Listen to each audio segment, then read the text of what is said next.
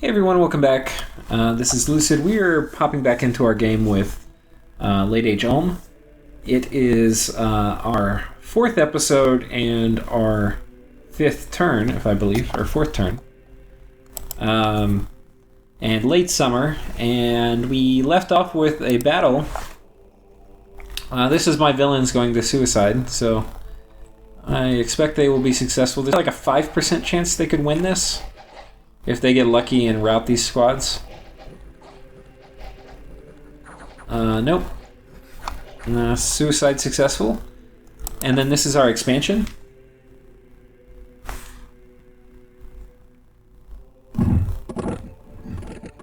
So you can see our wolves are running forward.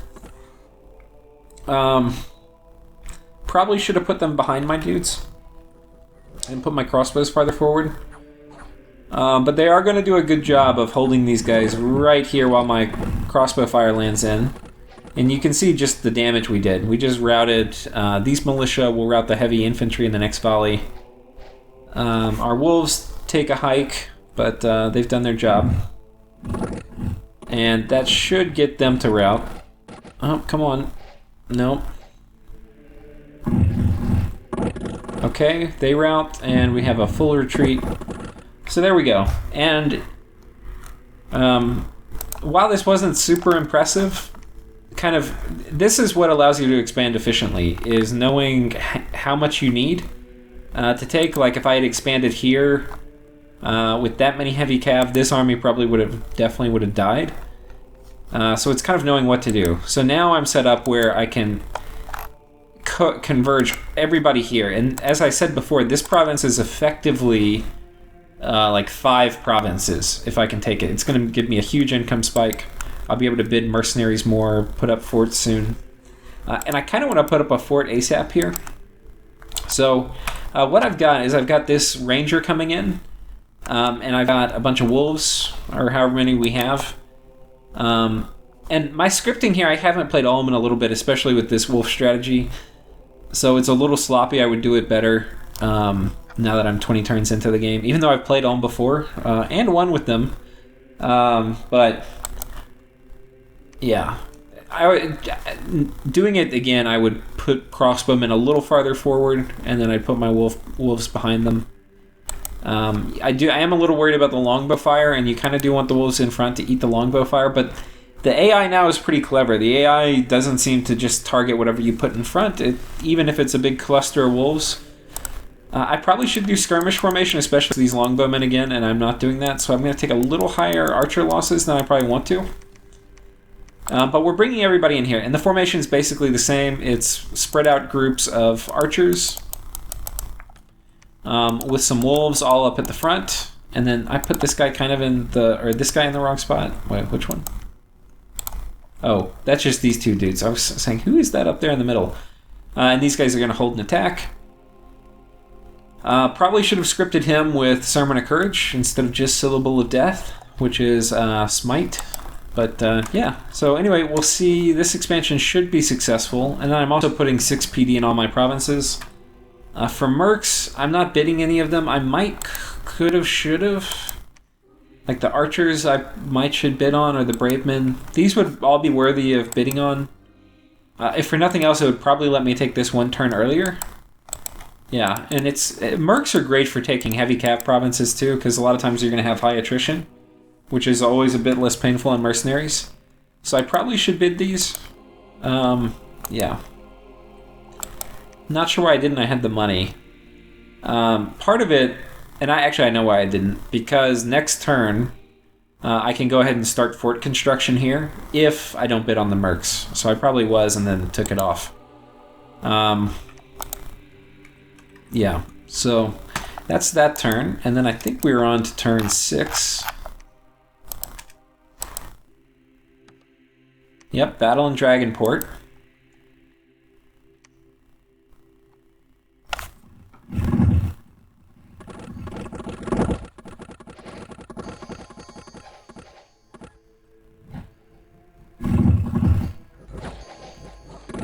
Okay, and our heavy cav has run in, which is not good. We don't really want these guys up close, but here you can. This right here highlighted how good these rangers are.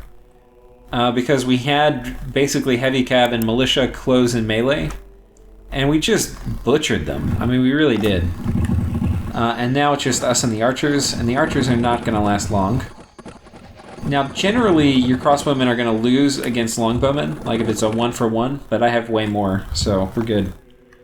So if we look at that, I lost 20 rangers because they got in melee, and they're not strong in terms of defense, but they can dish out the damage close in combat. And then we lost our 2 infantry, and then we lost our wolves. So, not a low attrition fight, but it was efficient in the sense that I got a really high income province, which I'm super happy to have. And I have enough money to build palisades, so I'm putting those up immediately. Back at base, we got a mage last turn. I didn't show you my recruitment, but we got one of these ladies, and she's going to come build, not this turn, but in a couple turns, she's going to come go ahead and build a lab, and then eventually we'll put a temple here. And you can see I'm getting a front line here. This is actually a kind of cool trick. If you alternate which ones you recruit, this is going to be the order that they line up with in their battlefield line when you put them in a line formation, I think. And if these guys are mixed in, when an enemy attacks and the repel check happens, it only checks what's the longest length of a weapon in that square. So if you have one pike square in with everybody else, you actually are going to get the benefit of the repel check. And then these guys are going to do a much better job soaking up arrows and things like that. So this is a kind of efficient way to recruit pikemen. And every time I tell you something, it could be wrong. I hope it's not. It's something I read somewhere, and I'm not fact-checking everything, I think, before these videos. But anyway, I think that's how it works. So we've got a fair amount of archers. We've got a fair amount of wolves. And this should be enough to kill these heavy cav. Though I'll probably get all my wolves killed. And yeah, so we'll be set up to... This guy's going to move back, and he will be the leader.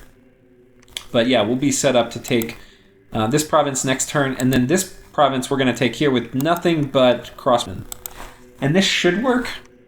Now, I could have gone here and here. I've probably been a bit more efficient. It would give me more resources, and these guys are actually really easy for crossbowmen. But yeah, we're gonna come down here. Heavy infantry usually... don't hold up well versus crossbowmen, and then it's only 20 dudes, and when you outnumber them, like I've got 50 fighting 20, and I've got ranged units, I'm probably going to win with few losses. So that's the thinking. And also, I normally do 6 PD in provinces, but I'll do 10 in provinces if I'm putting up a palisades, just because I don't want to lose it. And 10 PD will probably be enough to keep me from getting, like even if I get attacked, this can hold off a fair amount. So that's the thinking. All right, let's hop on to the next turn, which is turn 7.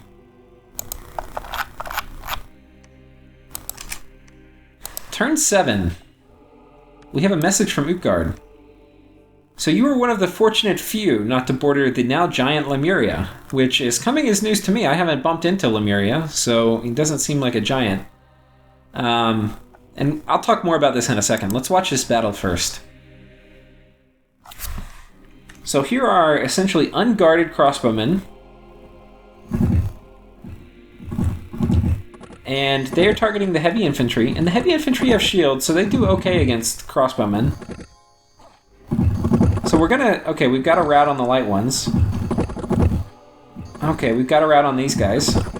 And now, one thing you notice is whenever a unit routs, your archers will stop targeting them. So now we're targeting their crossbowmen. And we've got a rout there. And then now that everybody's routed, they'll just target the closest. Okay, so that was successful. If we look at the score, I lost 6 rangers. So this is not a low attrition strategy exactly, but it is efficient. And so now I've got some choices. I could go here or I could go here. And I am always going to take the road that looks easiest in general. And this is the easiest road. And the other problem is if I take this, I'm pinned in here. Like I can't. There's nowhere to move. I can't attack there, and I can't attack here. This province is going to be tough. From here, I could potentially, like maybe there's not as many people in this province as it says, Or maybe this is easy and I can go attack here. So anyway, we're going to be coming this way. It's kind of funny. My wolf is growling. I don't know if you can hear that, but I have a pet wolf, which is funny because I'm playing in a nation with lots of wolves. Okay.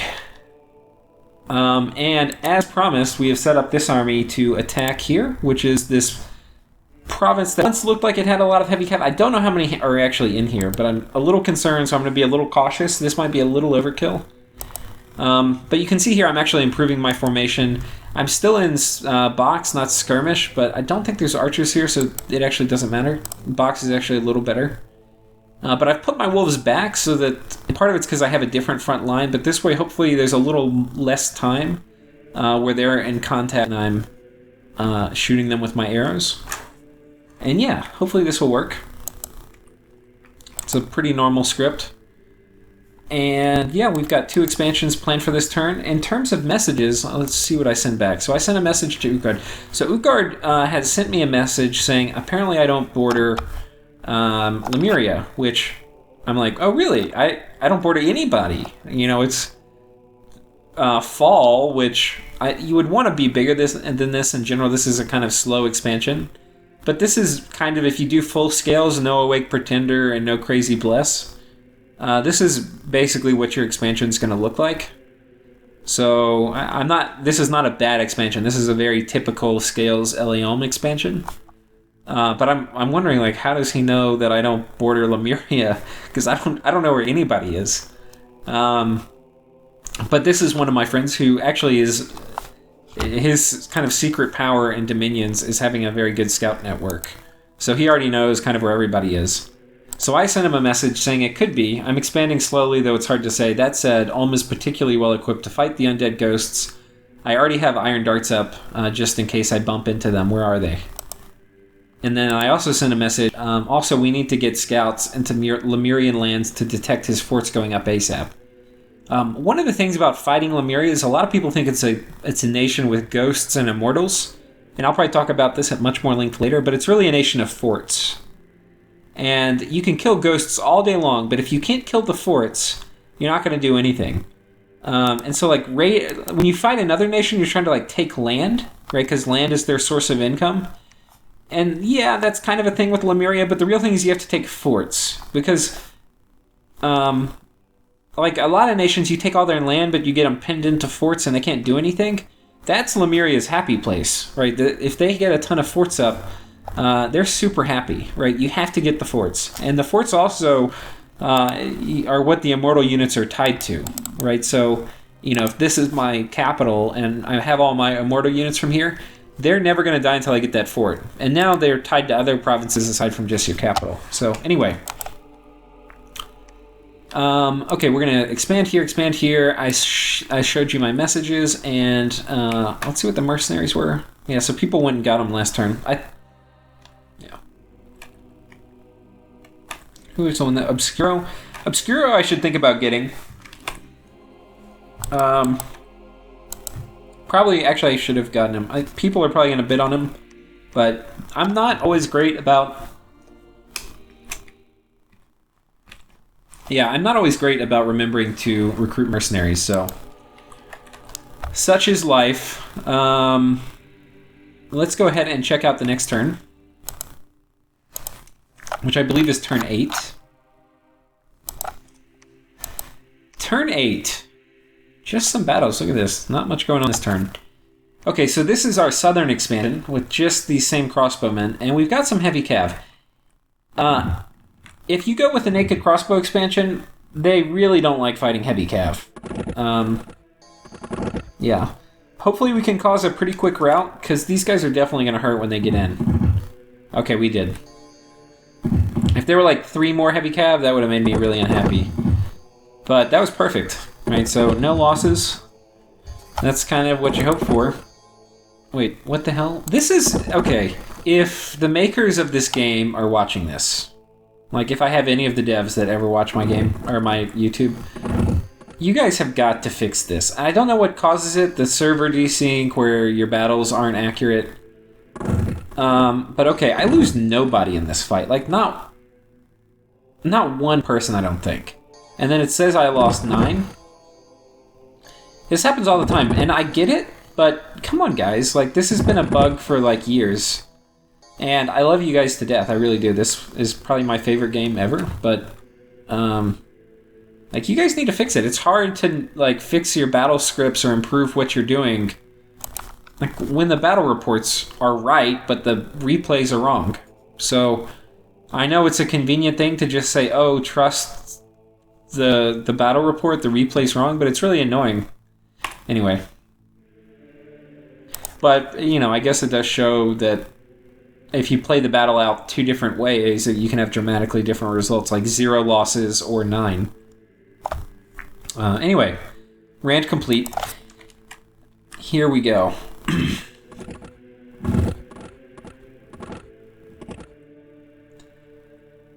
This is the province I was worried about. I thought there's one time it said 40. It doesn't look like 40. This looks more like 25, if that. So our wolves are going to surround the cavalry. And yeah, they're all going to die.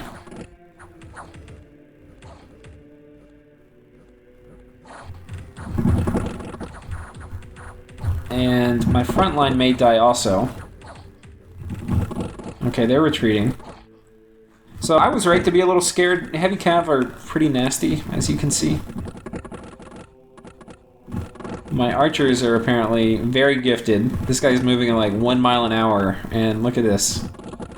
Eventually they will hit him. Or they will run out of ammunition.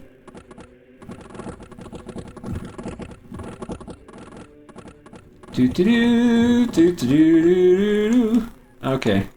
May he rest in peace. So, okay, we got this province. We put 6 PD in it. We're going to try coming here. This actually is easier stuff, but there's kind of more of them, and I've lost all my wolves. So we're going to bring in a big wolf reinforcement, some more troops. I don't have a commander, and I kind of wasn't exactly planning to move out, so we're going to be using these wolf herd as commanders. And they're actually better at leading wolves than even your high leadership dudes. They only have 40 leadership, but they do have Beastmaster 3, which combined with Inspirational 1 makes them good leaders for your wolves.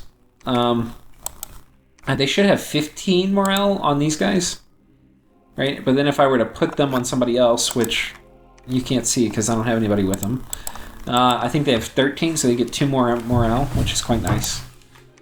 Okay, so we're going to come here. We should take that, and then we're going to go take these bars. This should work. If I get bad RNG, I could lose this fight. But there's no point having them march back. It would take forever. The Palisades have gone up. I've moved this lady in here, and she's going to be building a lab this turn. And one thing I also want to think about, after she builds this lab, she's going to come up here probably, and this will probably be my first Blood Hunt province, because we're getting close to the end of year 1, and I want to go ahead and get a Blood economy going as soon as I can, because my god's going to spawn, and I want to go ahead and start getting out vampires, like super duper fast. So that is the plan. And still haven't bumped into anybody. It's year 1, late fall, which means I have like 3 or 4 more turns left. Right now I have 8 provinces, which is nothing to write home about, but I'll probably, depending on how these expansion goes, I'll probably have like 12 or 14 by the end of year 1, which is okay. That's all you really need with this nation. But we'll see. We'll see.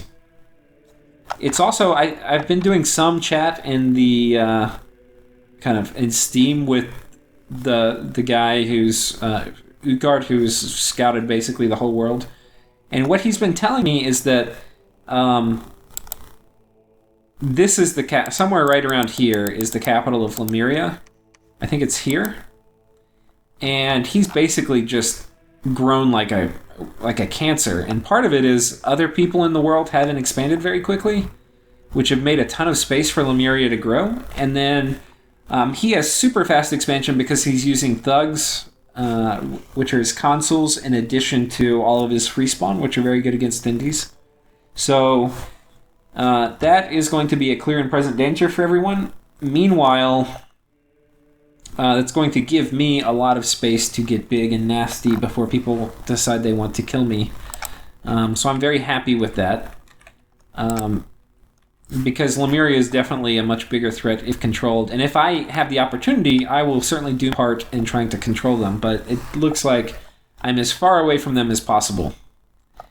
And so we're going to expand here and here, and that will probably be it for this episode. Thank you all for watching, and hope to see you guys in the next episode.